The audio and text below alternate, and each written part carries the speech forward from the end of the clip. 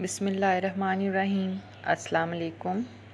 मेरा आज का वीडियो लेक्चर फ़र्स्ट ईयर के स्टूडेंट के लिए है।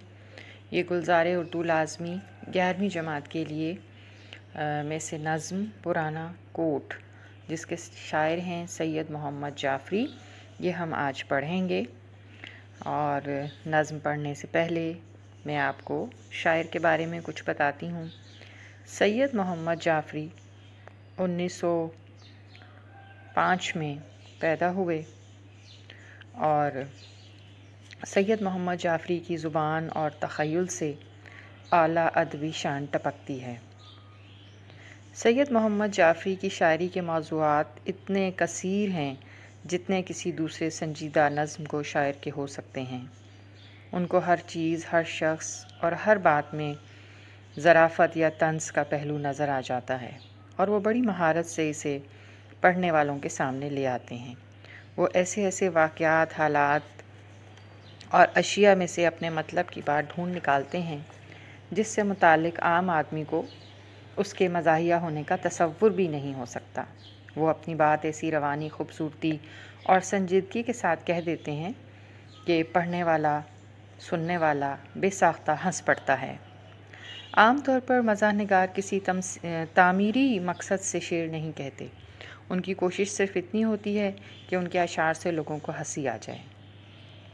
लेकिन मोहम्मद जाफ़री की मज़ाह निगारी में तामीरी मकसद पोशीदा होता है। किसी गलत रवैये या नापसंदीदा चीज़ को इस तरह मज़ाहिया अंदाज से पेश करते हैं कि लोगों को इसकी इस्लाह की तरफ भी तवज्जो हो जाए।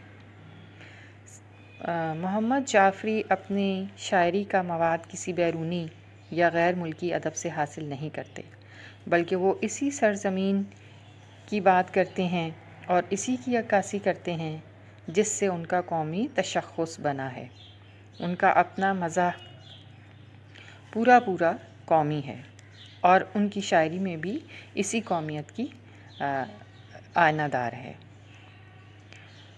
उन्होंने अपनी ज़ुबान और कलम को सिर्फ़ मज़ाहिया शायरी के लिए मख़सूस रखा।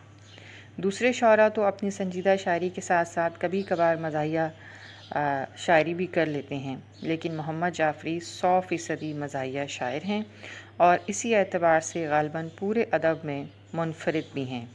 उन्होंने मज़ाह के अलावा और कुछ नहीं लिखा और इसकी मिसाल उर्दू अदब में और कहीं नहीं मिलती। तो ये सैयद मोहम्मद जाफ़री का मुख्तसर सा तारुफ़ था और अब हम अपनी नज़्म पुराना कोट पढ़ेंगे। तो चलते हैं अपनी नज़्म की तरफ। अब मैं आपको इस नज़्म के तमाम अशार बारी बारी पढ़ाऊँगी, मुश्किल अल्फाज के माने बताऊँगी और उनकी तशरीह भी बताऊँगी। तो चलिए शुरू करते हैं। पहला शेर पढ़ते हैं। ख़रीदा जाड़ों में नीलाम से पुराना कोट, जो फट के चल ना सके ये नहीं है ऐसा नोट। इस शेर में शायर बताते हैं कि उन्होंने सर्दियों में अपने लिए एक पुराना कोट नीलाम से ख़रीदा, सेकंड हैंड माल जहाँ मिलता है उस दुकान से। मगर ये कोट ऐसा नहीं है कि फट जाने के बाद भी बेकार हो जाए, बल्कि ये इतना पुराना हो चुका है कि इस तरह इसके फटने का इस पर कोई असर ही नहीं होगा और ये फिर भी बेचा जा सकेगा। और जैसे नोट फट जाते हैं तो फिर वो बेकार हो जाते हैं, लेकिन ये ऐसा नहीं है। ये अगर फट भी जाए और ख़राब हो जाए, पुराना हो जाए, लेकिन फिर भी ये जो है वो बिकता रहेगा, लोग इसे ख़रीदते रहेंगे और ये इस्तेमाल होता रहेगा। इसके अंदर मुश्किल अल्फाज देख लें। जाड़ों किसे कहते हैं? सर्दियों को। नीलाम यानी कोई चीज़ जो बेची जा रही हो, उसकी बोली लगाई गई हो, कीमत लगाई हो, बोली देकर बेचने को नीलाम कहते हैं। दूसरा शेर पढ़ते हैं। बना है कोट ये नीलाम की दुकान के लिए, सलाए आम है याराने नुक्ता दां के लिए। इसमें शायर कहते हैं कि ये कोट बना ही नीलाम की दुकान के लिए है, वरना कोई शरीफ आदमी इसको पहनने के लिए नहीं ख़रीद सकता। तो ये दावत सब सोच समझ रखने वालों के लिए है। और ये इस शेर का जो दूसरा मिसरा है, सलाए आम है याराने नुक्ता दां के लिए, ये गालिब का मिसरा है। और इस शेर में शायर ने यही कहा है कि ये दुकान पे बिकने वाला कोट है और ये हमेशा बिकता रहता है لوگ اسے خریدتے رہتے ہیں، بیچتے رہتے ہیں۔ اور اب مشکل الفاظ کے معنی دیکھتے ہیں۔ صلاح عام، صلاح عام کا کیا مطلب ہے؟ یعنی عام دعوت ہے۔ یاران یعنی دوستوں کو۔ نکتہ داں وہ لوگ، نکتہ داں یعنی وہ جو بات کی باریکی کو سمجھتے ہیں۔ تو کہنے ہیں کہ وہ دوست جو بات کی باریکی کو سمجھتے ہیں، جنہیں سمجھ بوجھ ہے، جنہیں عقل ہے، ان کو عام دعوت ہے کہ وہ اس کوٹ کو خرید لیں۔ تیسرا شعر پڑھتے ہیں۔ بڑا بزرگ ہے یہ، آزمودہ کار ہے یہ، کسی مرے ہوئے گورے کی یادگار ہے یہ۔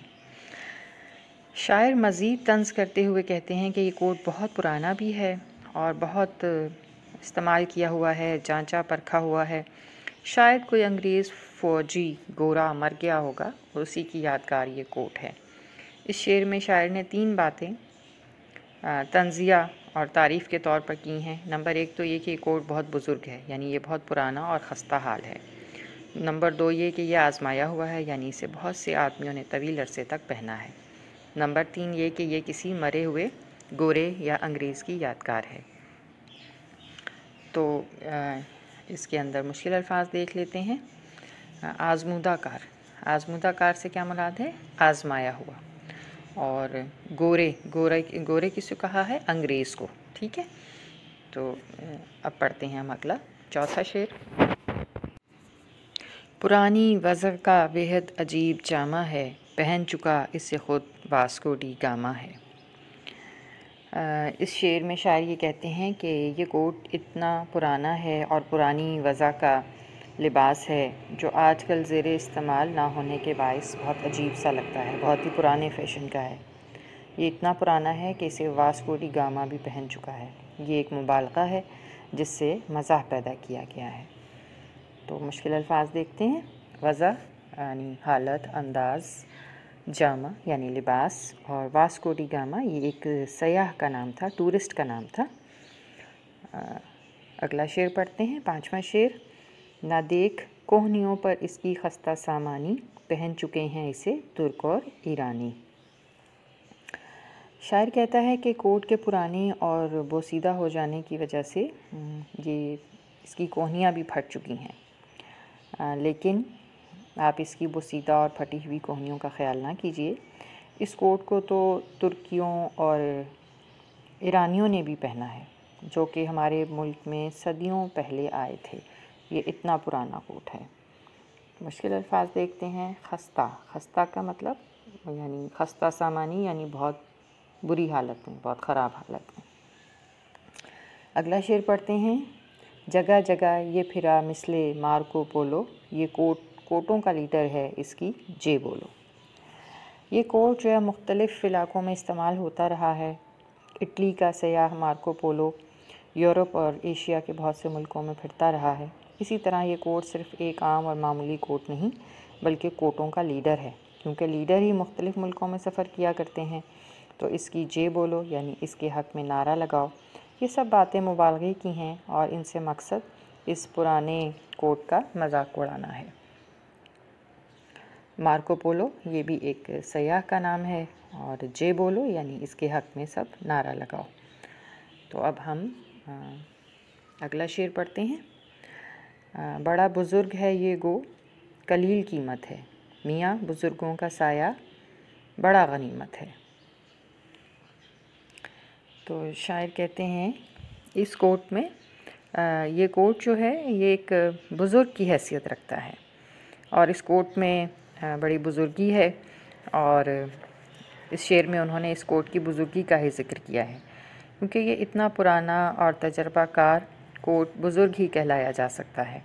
اور مشہور ہے کہ بزرگوں کو جو ہے وہ احترام اور حفاظت سے رکھنا چاہیے اور ان کی دیکھ بھال کرتے رہنا چاہیے، کیونکہ بزرگوں کا سایہ برکت کا باعث ہوتا ہے۔ اس لیے اسے جو کوئی بھی پہنے گا وہ بزرگوں کے سائے میں اطمینان سے رہے گا۔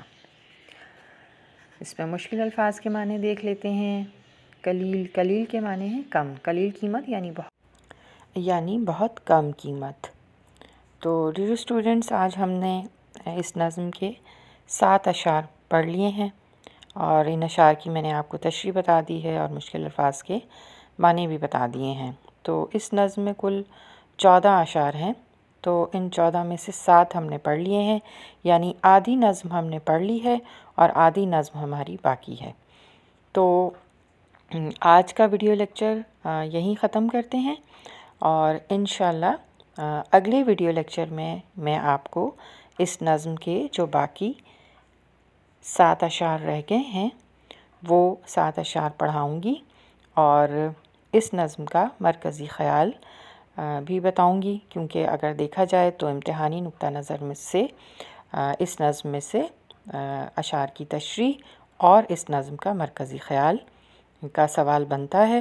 امتحان میں اگر اس نظم میں سے کچھ پوچھا جائے گا تو ان اشعار کی تشریح پوچھی جا سکتی ہے اور نظم کا مرکزی خیال پوچھا جا سکتا ہے۔